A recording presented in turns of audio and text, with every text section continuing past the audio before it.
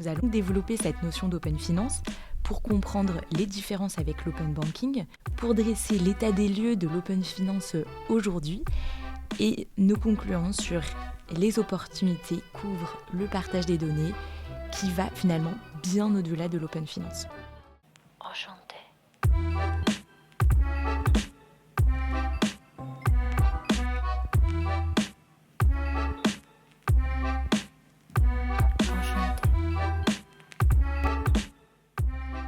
Est-ce qu'on peut avoir un petit résumé de ce match open banking, open finance et connaître un peu plus les différences? D'accord.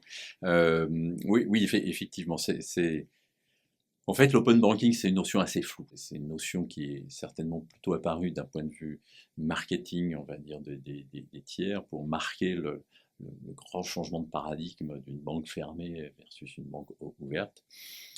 Cependant, c'était appliqué qu'à un domaine, le domaine des paiements. Or, les banques ou les institutions financières d'une manière générale, ça traite de plein d'autres choses. Ça traite de crédit, ça traite de placement, ça traite de plein d'autres choses que des paiements. Donc l'open finance est là pour élargir le champ. Mais alors en même temps qu'elle l'élargit, elle se focalise sur le partage des données, et uniquement des données personnelles. Là où l'open banking, enfin la PSD2 en Europe, s'attachait à partager des informations sur les comptes, donc des données, mais aussi d'être capable comment dirais-je, de payer, enfin d'initier des paiements. Donc l'open finance, c'est l'ensemble des données financières. Et quand on dit l'ensemble, c'est toutes les données financières, y compris des données assurantielles. On va au-delà de la banque au sens propre. Les seules exceptions, c'est toutes les données personnelles qui pourraient conduire à de l'exclusion de certains. Par exemple, les données d'assurance santé. Pour donner un exemple simple. L'idée, c'est vraiment pas de partager les données qui pourrait induire finalement de l'exclusion de population.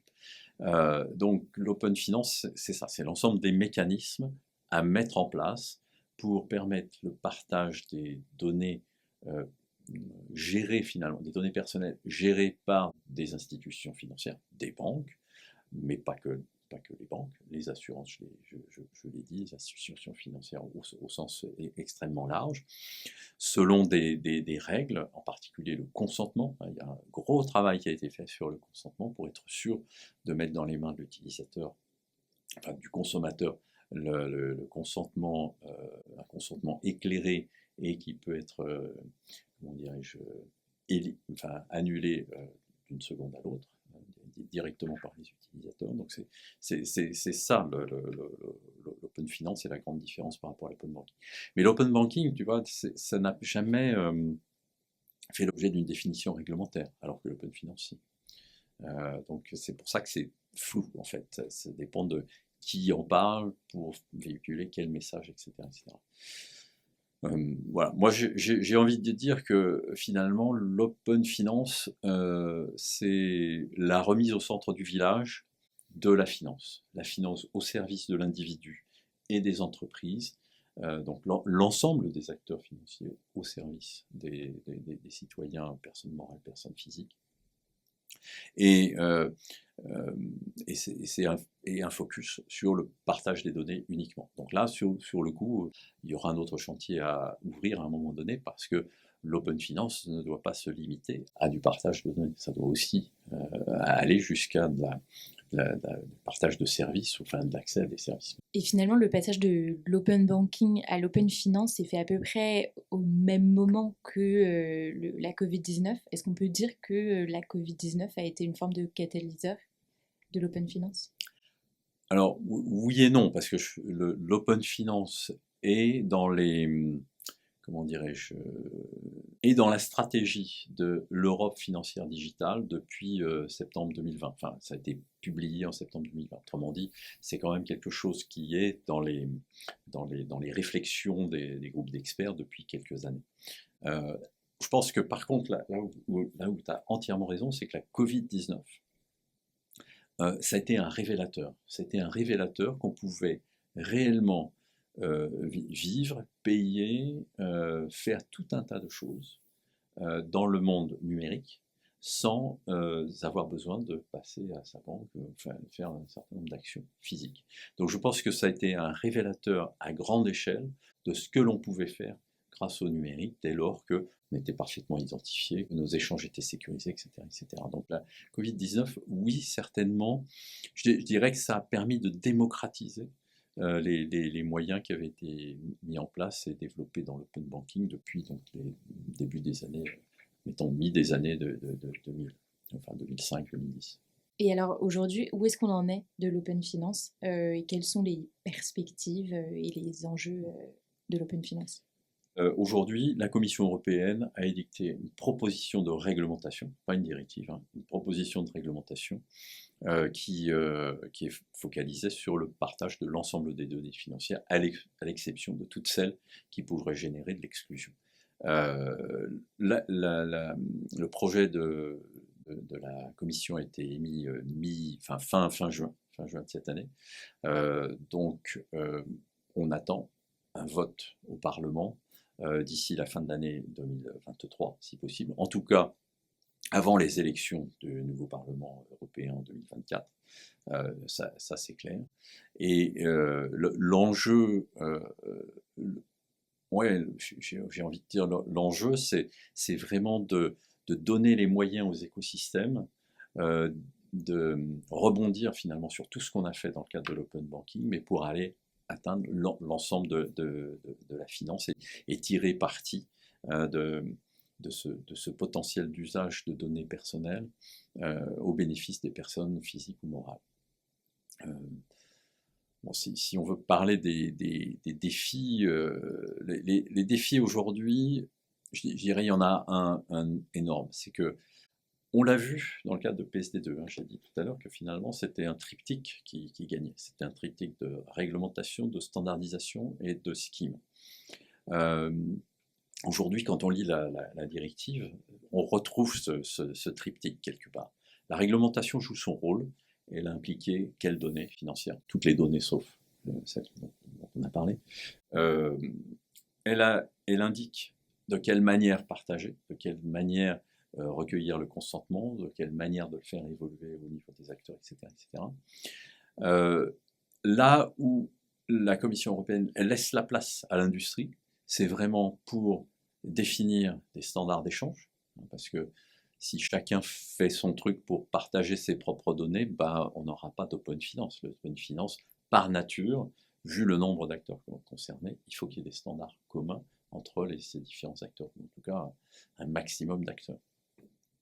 Et puis l'autre chose, notamment par rapport au consentement, hein, c'est qu'il y a des process à mettre en place pour donner un consentement, pour le faire vivre, et de partager des données, de les mettre à disposition dans des process métiers qui sont fiables et disponibles 99,99 ou même plus % du temps, ça suppose des moyens à mettre en place. Et donc là, il y a aussi un défi de compensation, de juste compensation des moyens mis en place par les managers de données, hein, les banques en l'occurrence ou les instituts financiers, pour effectivement permettre à l'écosystème de se développer et d'innover. Donc là, il y a beaucoup de questions. Et d'ailleurs, la proposition de loi fait état et demande au marché de se regrouper, de se réunir avec les différentes parties prenantes pour définir des standards, définir des schemes, un scheme, et également définir une juste compensation des frais de mise à jour et de fraîcheur de données. Donc je pense qu'aujourd'hui, on en est assez loin en termes réglementaires, mais il y a cet enjeu du secteur économique à traiter. C'est un vrai défi là pour le coup. Il n'y a pas que l'open finance qui demande ça, hein. Si on regarde, c'est aussi le Data Act au niveau de l'ensemble du partage des données au niveau européen propose également la même chose. On a fait des choses déjà avec l'EPC, donc dans le cadre des paiements. Il faut maintenant aller au-delà. C'est ça le véritable gros enjeu, le gros défi. Une question un peu plus personnelle. Qu'est-ce que tu penses globalement de cette dynamique d'open finance? Bah, écoute, moi j'applaudis des deux mains parce que Ça fait donc près d'une douzaine d'années que je regarde et que je participe. Je pense que c'est très créateur de valeur pour tout le monde en fait. C'est aussi, et c'était d'ailleurs dans les enjeux du CEPA au début, hein, c'est aussi une réduction des frais intermédiaires, enfin, qui n'apportent pas grand-chose, hein, tout un tas de frais sur des sujets qui sont maintenant largement résolus par les technologies. Donc il y a, oui, je pense que c'est apporteur de valeur pour les individus, les entreprises. Pour les individus, beaucoup sur l'inclusion financière. Non, je pense que c'est hyper positif. Globalement, c'est pas un sujet simple, mais si je prends un exemple, demain, on va être dans la vidéo 10K ou même beaucoup plus. Je suis en position d'acheter un écran chez un distributeur. Je veux payer un écran comme ça. Eh bien, demain, le marchand qui est en train de me vendre cet écran, dès lors que je donne mon consentement, il va pouvoir recueillir il ne va pas recueillir les informations, mais il va savoir quel est le meilleur moyen de payer qui correspond à ma situation, en étant sûr qu'il sera payé. Autrement dit, le marchand, dès lors que l'ensemble des acteurs financiers, qu'ils soient bancaires ou non bancaires, impliqués là derrière pour analyser le crédit possible à me mettre, pour analyser mes transactions bancaires, etc. Le marchand saura si oui ou non il peut me vendre et s'il est assuré qu'il aura la provision sur mon compte. Pour faire ça, de façon simple, c'est-à-dire qu'au moment de payer, ça pourra se faire en quelques secondes, de façon simple. Mais en fait, derrière, l'open finance est là vraiment pour les acteurs professionnels du secteur de la finance, pour s'entendre, pour effectivement permettre ce type de situation de consommateur où ça paraît simple, mais où en fait il y a énormément de choses à l'œuvre derrière pour effectivement pouvoir le nourrir. Donc c'est ces situations-là, si tu veux, que l'open finance apportera et démontrera pour le marchand en question les apports des services financiers. Donc ça c'est extrêmement enthousiasmant. Mais l'open finance en soi, pour le commun des mortels, n'est pas intéressant. Enfin, l'open finance, c'est juste, on met l'église au centre du village. Ça veut dire que les consommateurs, qui soient entreprises ou qui soient individus, ils doivent pouvoir bénéficier de services financiers qui soient à la hauteur. Et je trouve que c'est vraiment super. Bon, maintenant, c'est pas simple, il y a des vrais challenges derrière.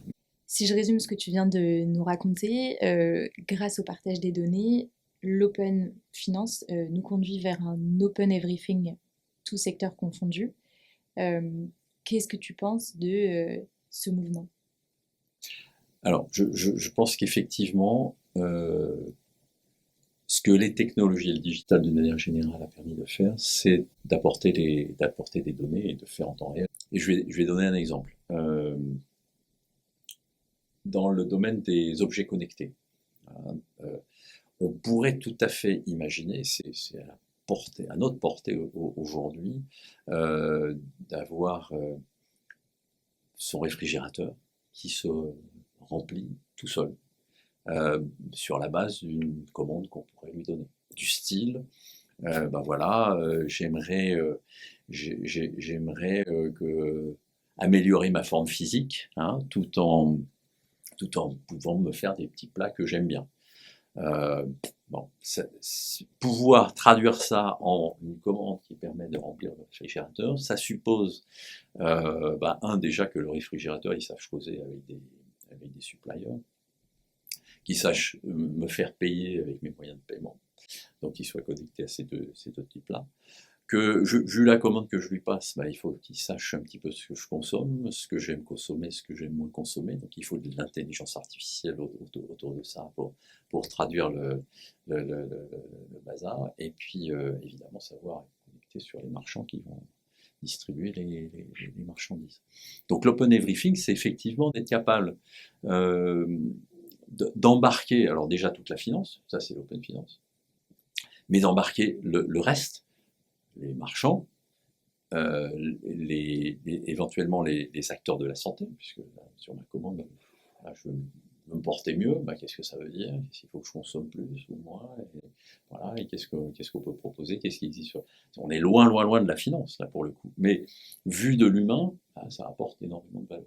Alors, je pense qu'on n'en est pas encore là, mais pas loin, pas loin. Quand on voit ce qu'on est capable de faire en IA génératif, ce qu'on est capable de faire et de commencer à légiférer pour l'open finance, on n'est pas loin du tout de ce type de situation. Bon, alors après, il faudra aussi sécuriser comment dirais-je, les réfrigérateurs qui se mettraient à commander n'importe quoi avec ma carte bancaire ou sans ma carte bancaire directement dans des virements compte à compte du type Open Finance. Bon. Moi, je dirais que au-delà des choses évidentes, enfin des défis évidents de sécurisation, etc., j'ai envie de dire que il y a 2 points d'attention, 2 points de vigilance il faut qu'on ait toujours à l'esprit. La première, elle est plutôt à destination du client final, c'est de le protéger, quoi. Si tout est open, attention, il faut s'assurer du consentement qu'on donne. Le gars qui veut, ou si moi je veux améliorer ma santé et puis manger ce que j'aime, j'ai pas forcément envie que tout le monde sache ce que j'aime et ce que j'ai comme problème de santé à résoudre, quoi. Évidemment. Donc là, il faudra quand même faire un petit peu attention à ce qu'on partage pas. Donc ça va au-delà du consentement qu'on voit dans l'open finance, mais on est sur des sujets qui sont en train d'être traités par notamment d'attaques. Mais ça reste, à mon avis, un point de vigilance parce que la technologie permet de faire tellement de choses qu'on n'a pas forcément imaginé ni légiféré qu'il faut faire gaffe. L'autre point qui me paraît important, c'est que on voit dans tout ça qu'il y a un point. Il y a l'expérience client qui est l'apex de tout ça. C'est l'expérience client qui fait que on peut embarquer tout l'ensemble de l'écosystème. Mais pour que cette expérience elle soit bonne et peut-être portée par un seul de l'ensemble des tiers de l'écosystème, il faut en même temps s'assurer que la répartition de valeur de l'ensemble des acteurs dans les maillons de la chaîne, qui sont pour autant essentiels, qui apportent des maillons essentiels de fondation, de sécurité, de tout ce qu'on veut, soient rémunérés à leur juste valeur. Ça, c'est pas évident. Ça, c'est vraiment pas évident. Parce que